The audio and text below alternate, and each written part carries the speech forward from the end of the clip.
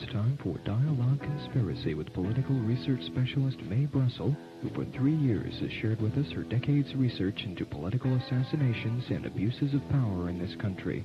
Her program relates the news of the week to emerging evidence about the conspiracy which allegedly maintains by force its control over the legislative and judicial processes in America. And now, here's Mae.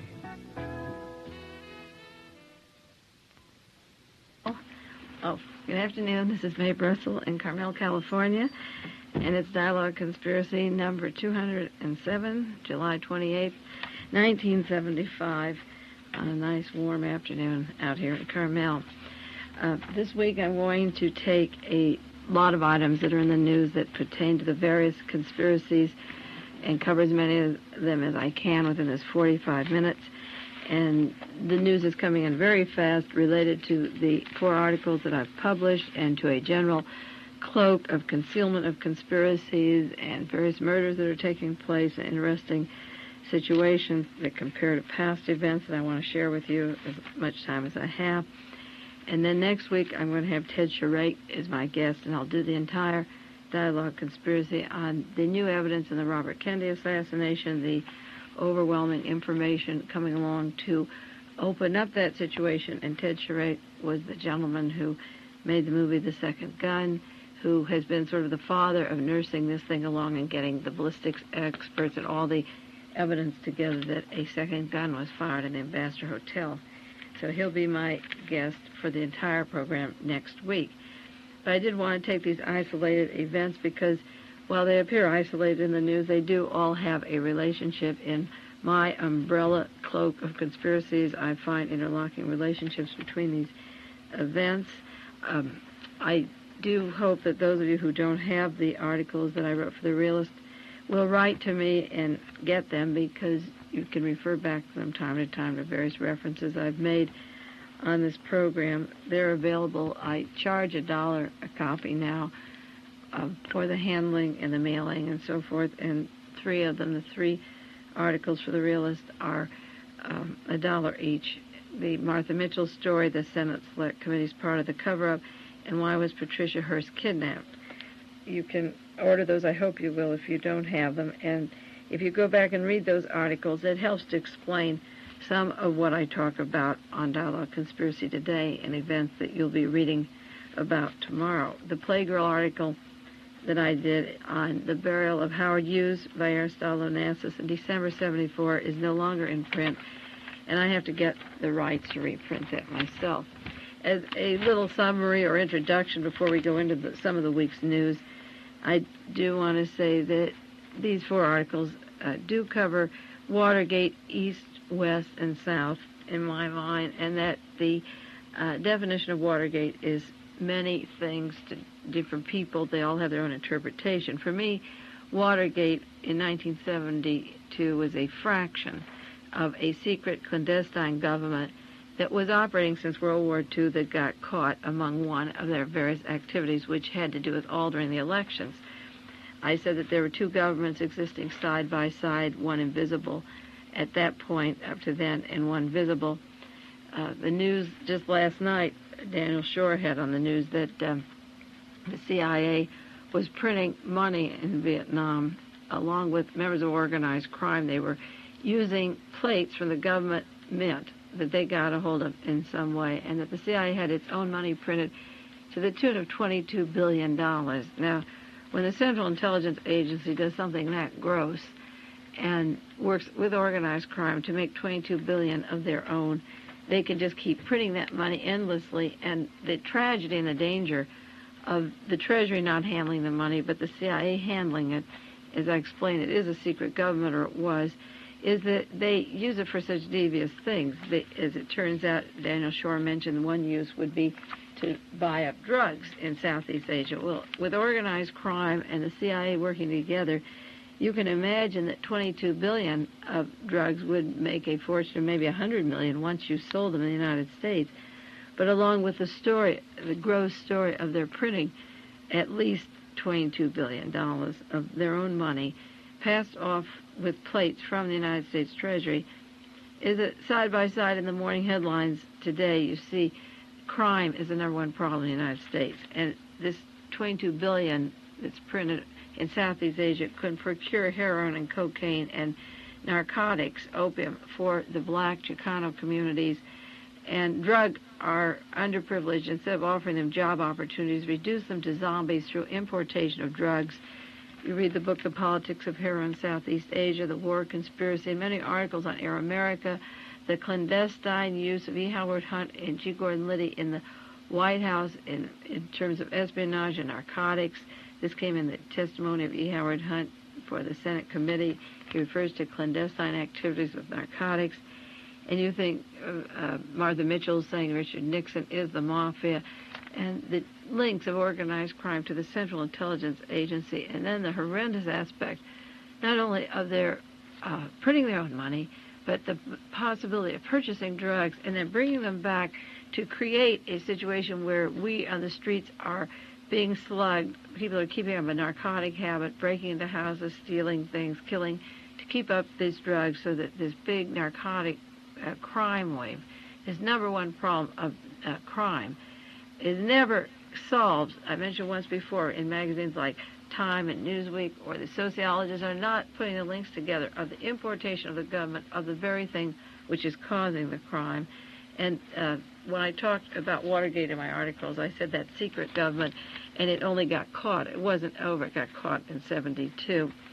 And they're still into many activities they haven't stopped. They only got their fingers tapped, and so this is a no-no, and most of them got off very lightly involved in the Watergate affair. The specific gemstone operation was much larger than Washington, D.C., and Watergate East centered around the cities of New York, Maryland, Washington, D.C., and Virginia, where the CIA is, Chicago, and Pennsylvania. And those particular cities that I called Watergate East involved such people like G. Gordon Liddy, John Mitchell, John Caulfield, Tony Lasowitz, the Rockefellers, Spiro Agnew, E. Howard Hunt, ITT, the Mullen Associates. There are just a few cities in Watergate East that come through all the news events that involve conspiracies that I will be relating to future programs I've talked about in the past and the news this week.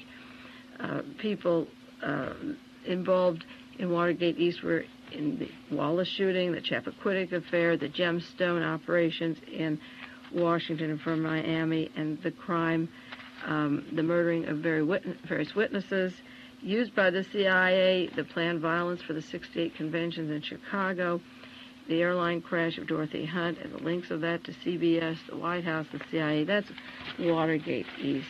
Watergate South, in my mind, is Miami, Muscle Shoals, Alabama, with the Defense Industry Security Command, Houston, Texas, New Orleans, Dallas, Fort Worth. And Watergate West we'll talk about again next week with Ted Charay. In my mind, it's Los Angeles, Las Vegas, San Diego, Sacramento, and San Francisco. San Diego including La Costa. This is the link of Ronald Reagan to the military. He was in military intelligence, and his relationship to the Defense Industry Security Command, Alabama, our Attorney General Ethel Younger. This area in the West was the home of the LA, the shootout at Marin County, the murder of George Jackson, the murder of Robert Kennedy, and the links to Washington, D.C. Now, this is only 16 cities. When I marked my atlas that's on the wall, I have a map of the United States, 16 major cities that are involved in these espionage operations that seem to be the heart of it. The events that I talk about either take place in Texas, in Dallas, or Houston, or Fort Worth, or they take place in Washington or the West Coast, and then the countries involved, Mexico, Montreal, Vancouver, Spain, London, James Earl Ray, I think of his trips to Canada, to Mexico, Oswald, to Mexico, the funding of the Kennedy assassination from Montreal, to the Bahamas, down to Mexico. And this is a brief cloak of events that involve conspiracy and assassinations that I follow. As I said, I've marked a map, and I think that the international drug traffic is behind a lot of this. I believe one of the motives is international drug traffic, and I have for a long time, and this is a very concealed link of the Howard Hughes empire to the Onassis empire, and I think the creation of that money down in Vietnam with our treasury plates is going to be a big story, but one of the big stories is the links, the real link of Howard Hughes to Onassis and the interlocking relationship of them to not only the mafia but to the military. So just as a brief summary, because I pick up new listeners from time to time, and that really is a brief summary, we'll go into some of the events of the news because they hit these cities, and I did want to mention that it isn't every city in the United States that's involved with conspiracy, but these 16 seem to be the working center or the heart of a lot of what's taking place. The first article that was of interest to me this week was in the San Francisco Chronicle yesterday by Dick Nolan. He talks about the Robert Kennedy case still being in doubt. He said in John Kennedy's case, there was a bullet, if you believe the official story, flew in a manner that defied laws of physics. He said in the Robert Kennedy case, there is supposed to be one gun, but there's disparate bullets, powder burns, and the evidence is completely turned around in that case. But then he went on to say the RFK is more especially our concern because he was killed in Los Angeles. And it's the efficiency and probity of our state and local officials which must be checked.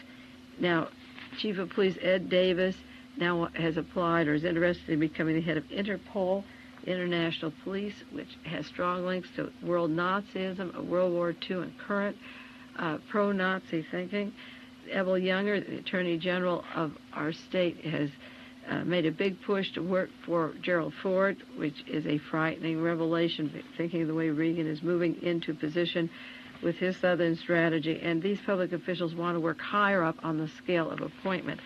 And those men were responsible for the cover-up of the Robert Kennedy assassination. So it is very much the concern of the people of California. It's the concern of the whole world what happened to Robert Kennedy. But we Californians must share the responsibility for this cover-up and expose these officials and not promote them. It would be like promoting Richard Nixon and Patrick Gray after the Watergate with some other honors instead of removing them and John Mitchell from office. These California officials who are known by name and know the role that they had in covering up should be removed from office, and this evidence should be examined. There was a gentleman, and another matter was an ex-CIA attorney who worked for the CIA by the name of Lawrence Houston. Not the Tom Charles Houston of the Eustis Plan, but the same mentality, and they worked together in the CIA. Houston testified before the Senate committee. He said, as an attorney, he would never recommend the prosecution of a CIA agent even for murder. This was a AP wire service on the 22nd of July, in case you didn't see it.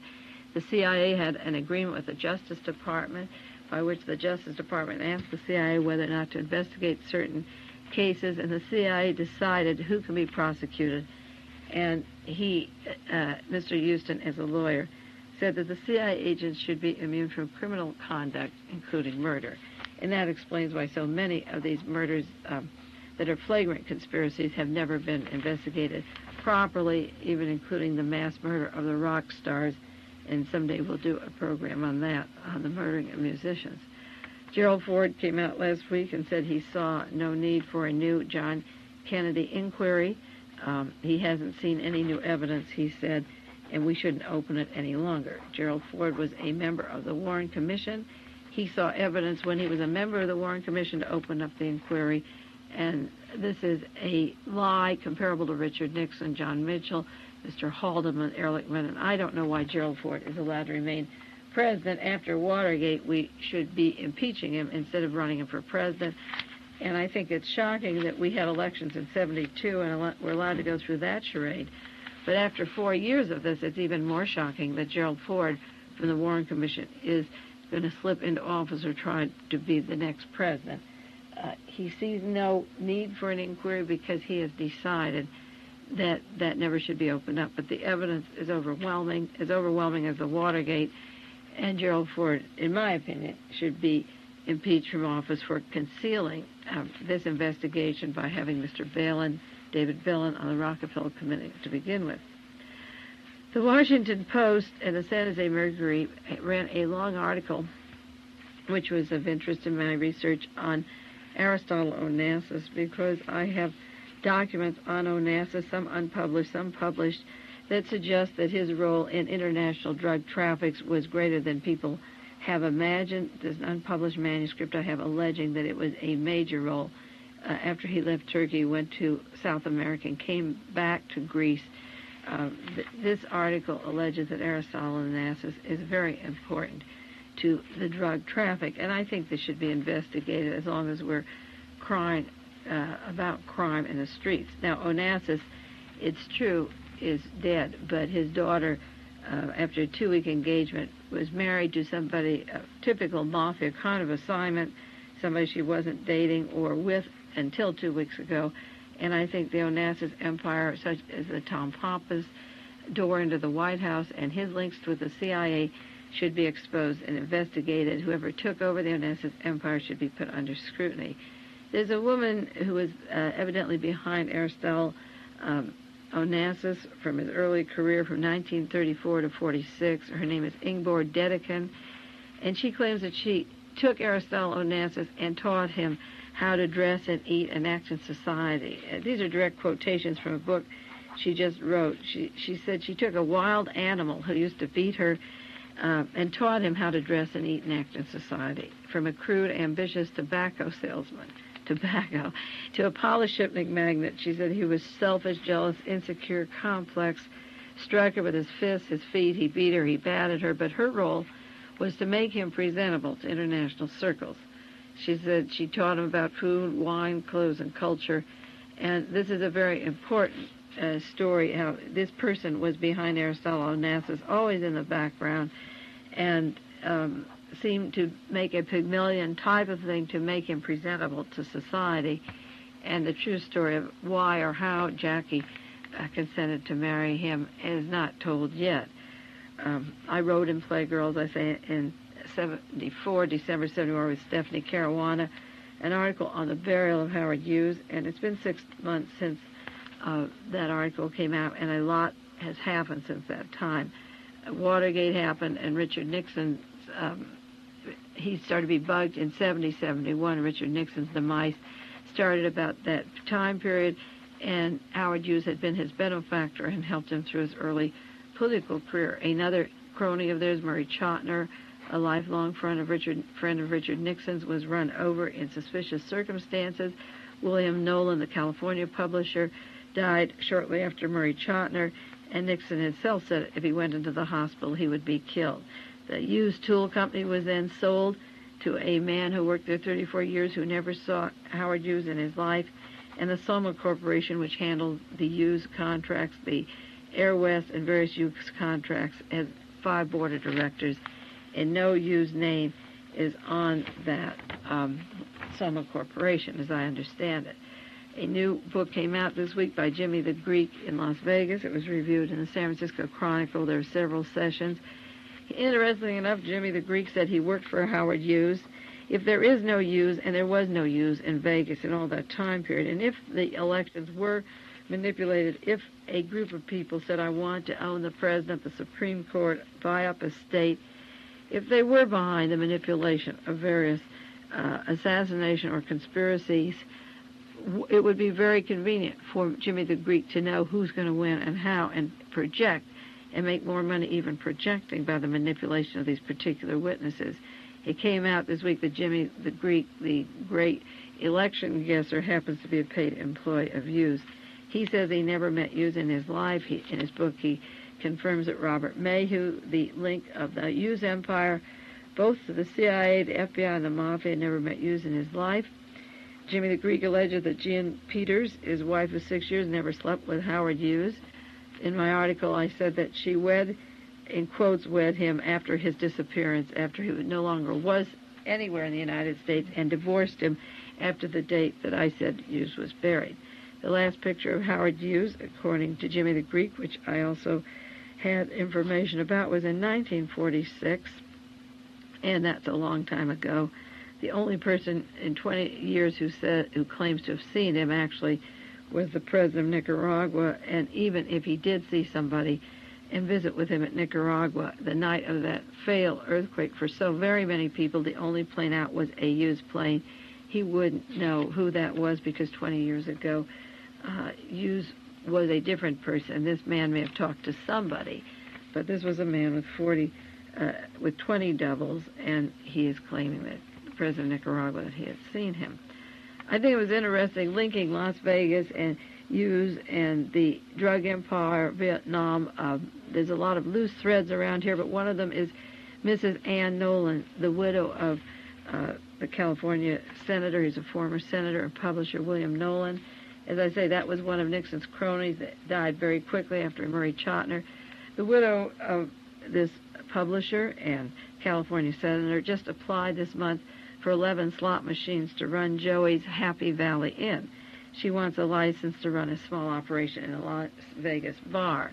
This William Nolan died a strange death, identical to Congressman Mills in Maryland.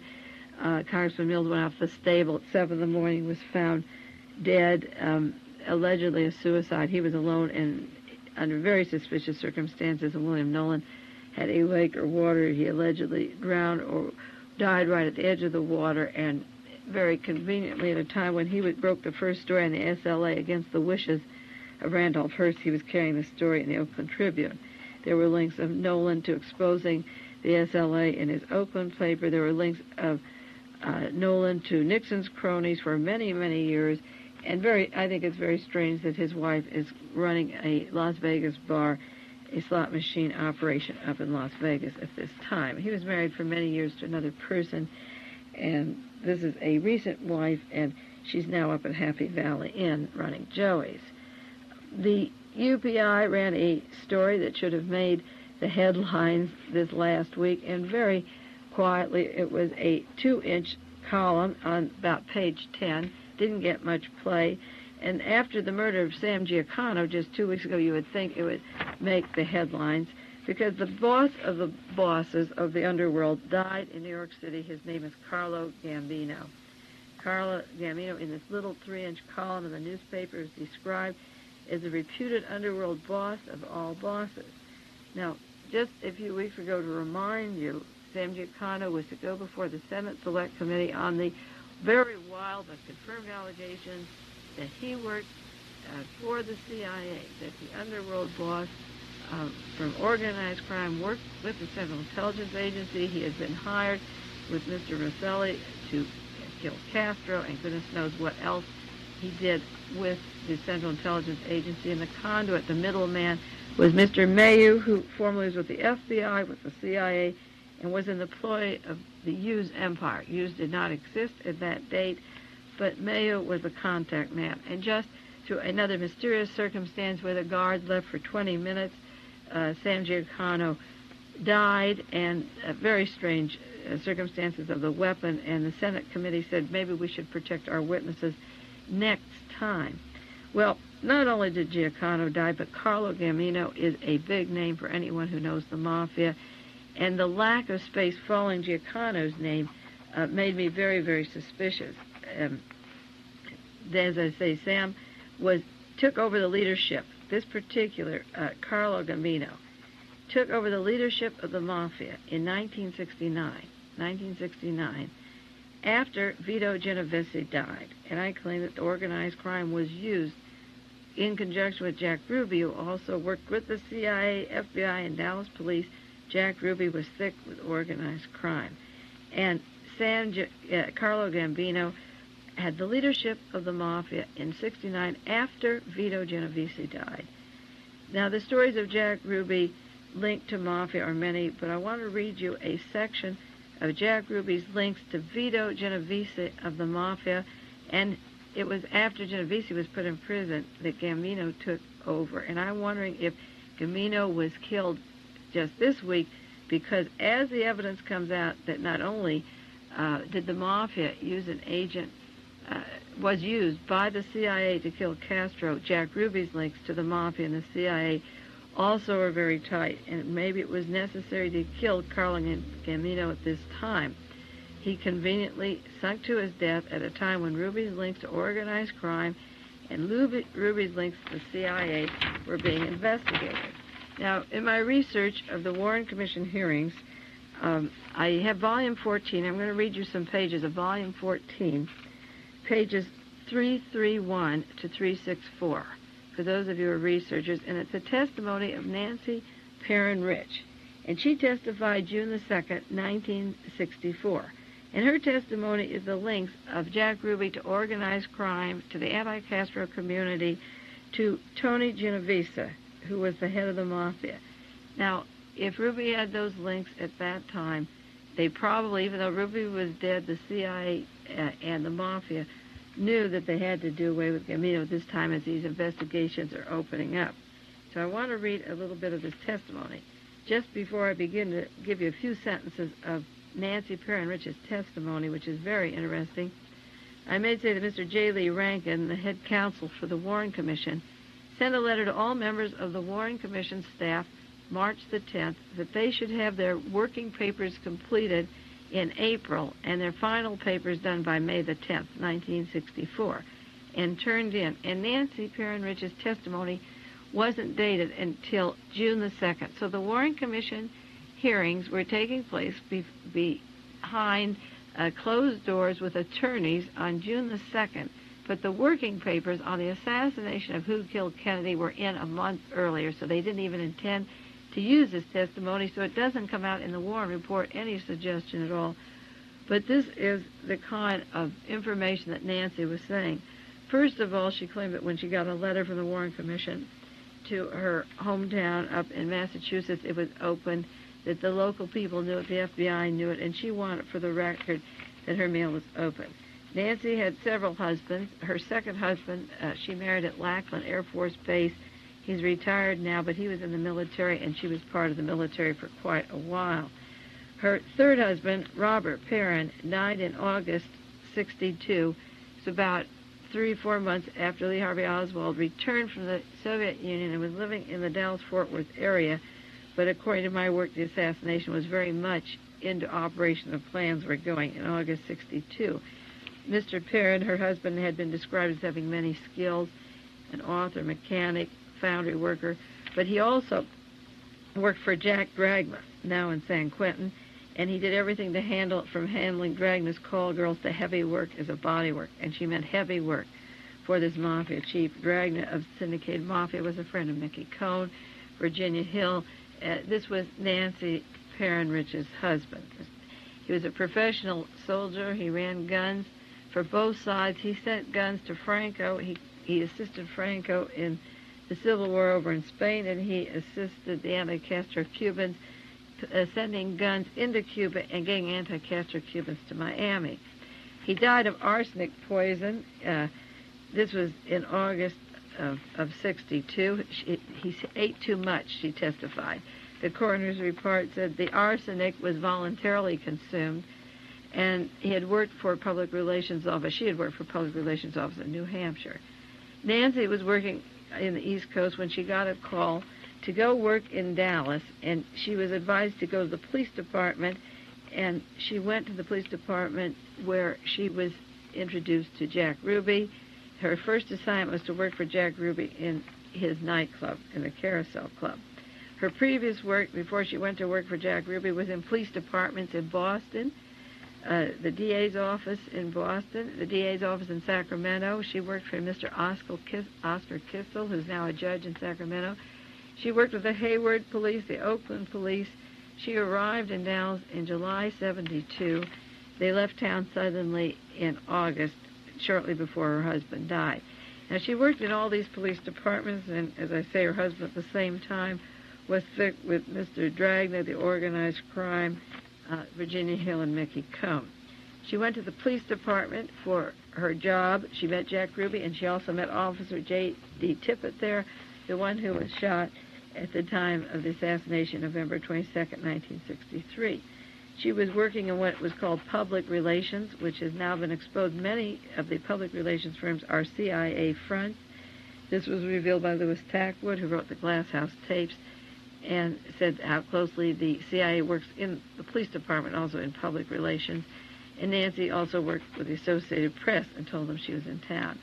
She was taken by Detective Rayburn to get a job at Jack Ruby's club. A detective took this woman whose husband was in contact and working with Jack Dragnet, and she worked with the police departments, and she was taken to Jack Ruby's club in the fall of 62, where she became a bartender at the Carousel Lounge and Commerce Street, and she served special drinks. The police department, free on the house, And at a meeting with Ruby, there was a discussion of running guns to give the Cuban refugees, the anti-Castro Cubans.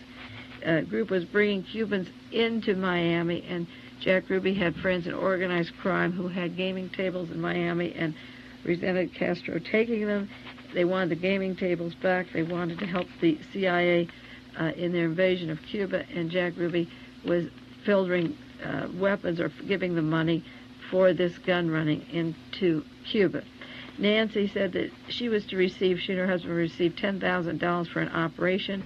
They were to get a boat, and an Army colonel was involved with them. An Army colonel from the military helped them with this gun running, and the Army colonel worked with Jack Ruby, who was also working with organized crime and the police department. You see the interlocking relationship of the organized crime, the military, the CIA, and the police from these various cities locking together and working as conspirators. They work in Los Angeles, San Francisco, Sacramento, Dallas, and the New Orleans, Miami. Nancy said, I went to a meeting. She was working for Jack, and then she quit. She was going to do something else, and she quit working for Jack Ruby. They'd had a fight, and she was going to prosecute him for assaulting him. The police said, if you touch Jack Ruby, you have to get out of town. Nobody touches Ruby. But she knew him very well, and they were waiting for their $10,000 for their gun running and bringing the anti-Castro Cubans, and she testifies, this is volume 14, who comes in but my little old friend Jack Ruby? You could have knocked me over with a feather. And she said that the military was supplying weapons. Our military was supplying weapons for this operation.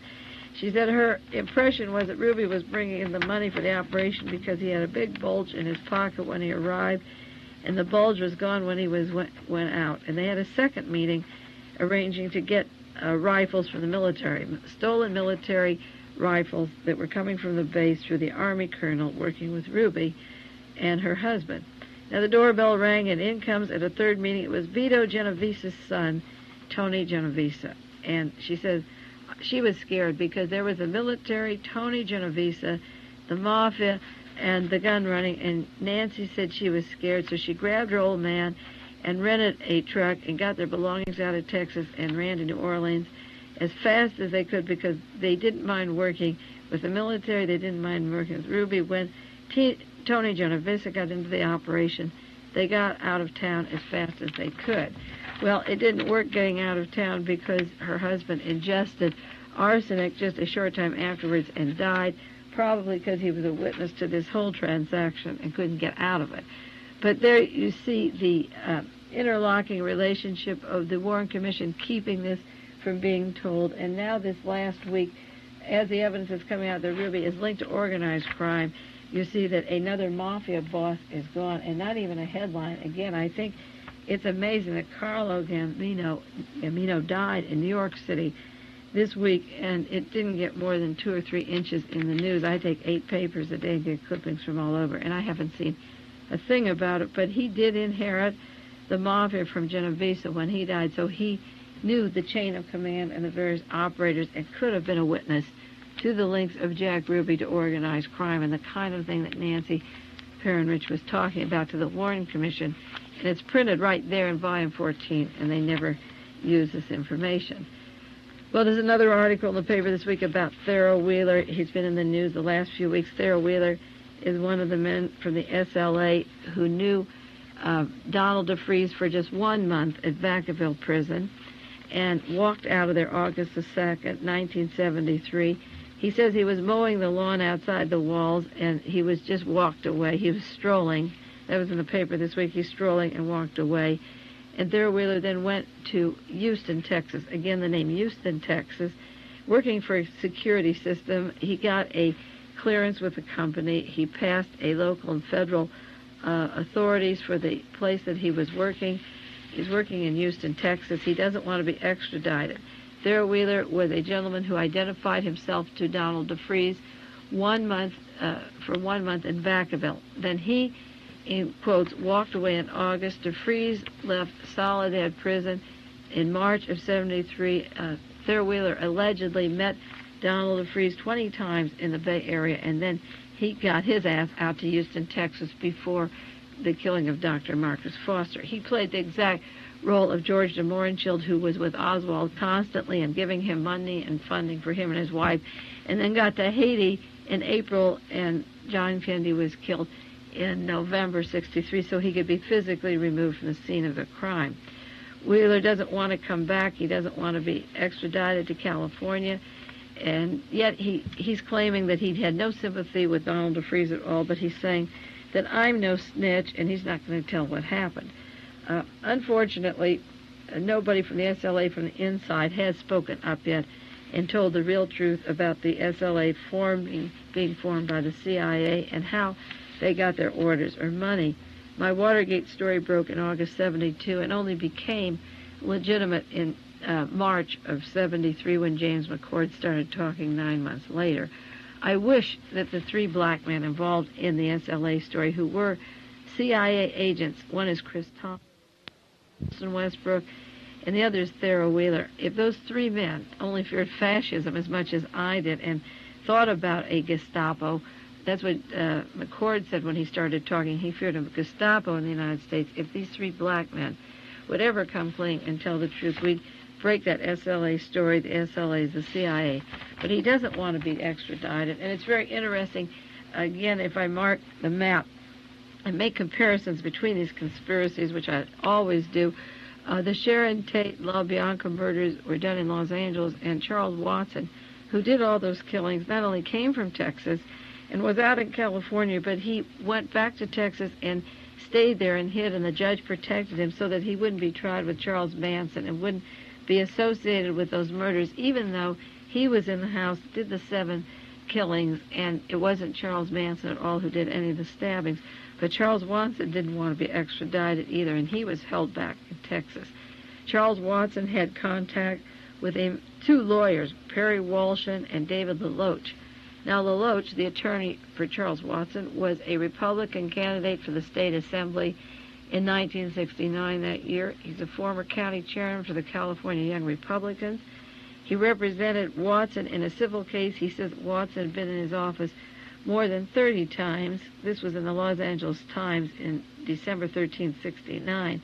It'd be interesting to pry open what Charles Watson was doing with a Beverly Hills attorney who's a young Republican candidate, a former county chairman for Young Republicans, and then he flies to Texas where he doesn't want to be extradited.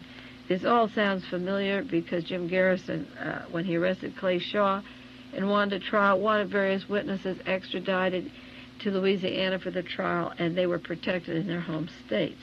David Ferry was murdered, but Gordon Novell went to Ohio. Sergio Acacia Smith went to Texas. Mr. Bradley came to California. And John Connally then was governor of Texas and wouldn't extradite Smith. Reagan was governor here and he wouldn't extradite Bradley. And so we have Thero Wheeler of SLA fame hiding in Houston, Texas, wanting to work. He had an alias, Bradley S. Bruce. He went through a complete Houston security system. He says he has a compelling reason to leave California. He doesn't want to come back. So it'll be interesting to see. He isn't charged with anything, even though he knew DeFreeze and was with DeFreeze many, many times, and his giving him money claims that DeFreeze forced him under duress or extortion, but he was handing him sums of money, and that kept DeFreeze going from the time he was out of prison until the kidnapping of Patty Hearst. And the same kind of tactical support and then fleeing the scenes protects people on a need-to-know basis, and the conspiracies keep continuing. Just as a social article last week I read in, I think it was Herb Cain, one of the columns in San Francisco, that Randolph Hearst and Catherine Hearst were dining at Ghirardelli Square in San Francisco with Mr. and Mrs. Scott. Simple little social item. The Scotts allegedly provided the van that got Patty Hearst out of town when the 6 SLA were burned, provided a safe house in Pennsylvania for them. The grand jury doesn't want to question the Scotts in Pennsylvania or in California. The FBI says we don't want them. We've interviewed 23,000 other people. So it's very interesting that the Hearsts are having dinner with the Scotts and probably discussing where Patty is today, and one of these days when everybody cools off, this thing will subside and the charade will be over. But the penalty of allowing this thing to be concealed and not going before a grand jury and answering these questions is a future repression of creating bogus left-wing groups and terrorists to scare people in the community, create bombings and terrorism that will continue long after Patty Hearst is forgotten. There's another article in the news this week, the CIA infiltration of church groups told. Now, many of you that have heard my shows before or read my articles know that I've said for a long time the CIA uses the churches as a front operation. They not only print their own money, but they use the churches. This article says that the CIA regularly infiltrated church groups and missionaries. This is an Associated Press story. It says abroad and at home, one man on the payroll of the CIA in Saigon received millions of dollars. A bishop. In 1971, the officer would fly from Saigon for secret meetings with him.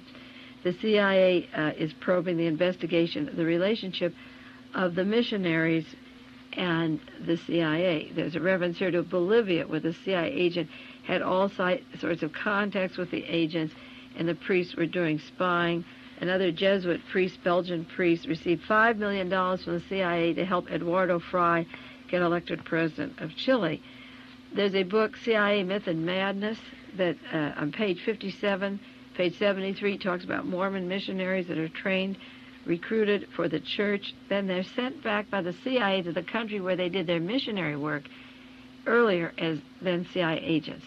This is like Philip A.G., who tells before he joins the company, inside the company, he really has joined, but he's told to go into the military for 3 years, and then you go to the CIA. So the military is training and giving his preparation first, but he's really a CIA those 3 years. Well, the Mormon missionaries are trained and recruited by the church, learn the language, and they're sent back as agents to those countries. I talk about the missionary Albert Osborne that sat on the bus going to Mexico with Lee Harvey Oswald, who ran a school for assassins down in Mexico. That they were not church people at all, funded by the FBI.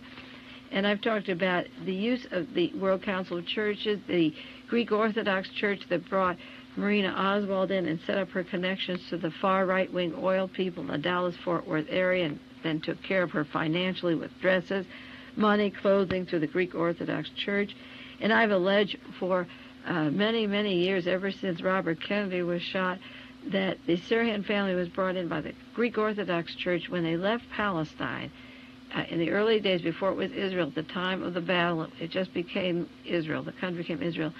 The Sirhan family were Lutherans, and there were many children, and all of a sudden they came into a lot of money, and they were all flown to Pasadena under the Greek Orthodox Church, which was a spy agency. The Jordanian agency in Washington, D.C. had no record of the Sirhan family, and their transportation and the use of that family was through the Greek Orthodox Church, and they were brought to Pasadena. So the church-run educational operations in Colombia, in Bolivia, in Brazil are just a few of the agencies. They work inside the United States, in the Dallas-Fort Worth area, maybe in Carmel. I mean, we are not sure how many areas are infiltrated with church people, but the volumes in the Warren Commission hearings list some of the churches that were funded by the FBI, and these should be taken to the committees, the Senate committees investigating now. The documentation is printed between their own covers and examine the missionary down in Mexico, which is probably closed now. But that's the Murder Incorporated that Lyndon Johnson was talking about, that the CIA ran down in the Caribbean. It was in Mexico, funded by the various churches in California, Tennessee, Texas, Georgia, Alabama, money sent to schools for assassins disguised as churchmen. Well, I have about 12 or 14 more important articles here, but our time is up this week. As usual, it goes pretty fast. I couldn't cover them all. But next week we'll have Ted Sharake with us, and we'll talk about the Robert Kennedy assassination. Take care, and I'll see you next week on Dialogue Conspiracy. This has been Dialogue Conspiracy with political research specialist Mae Brussell, who for 10 years has been researching the facts behind political assassinations and conspiracies in this country. Dialogue Conspiracy originates with KLRB FM in Carmel, California.